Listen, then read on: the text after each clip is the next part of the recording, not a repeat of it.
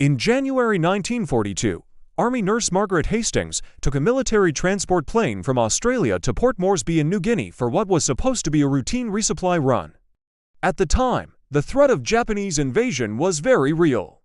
So when the plane carrying Margaret and several others went missing, it was assumed that they'd simply been taken by the enemy. For decades, Margaret was considered dead, lost to the unforgiving jungle, or perhaps swept away by the mountains.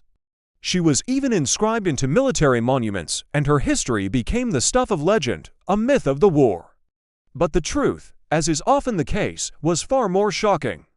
You see, in 1982, as an American anthropologist, he was passing through the almost unknown village of Papua New Guinea when he happened to stumble across something peculiar, a slightly deteriorated, framed picture of a white woman in a uniform.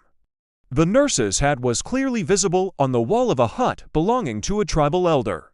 And upon closer inspection, the photo was identified as being that of Margaret Hastings, the missing nurse from 1942. But how did a picture of Margaret end up in the home of a tribal elder 40 years after she vanished? And why was it only now coming to light? Well, the answer, as these things often tend to do, was both simple and tragic.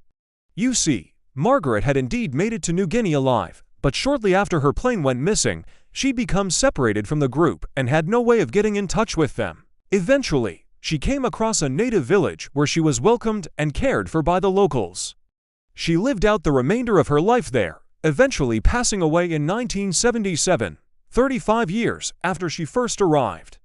During all that time, she never forgot her comrades and the life that she'd left behind.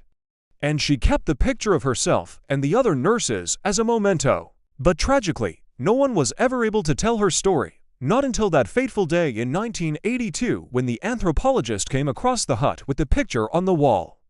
He immediately contacted the Australian Defence Force, who launched an investigation.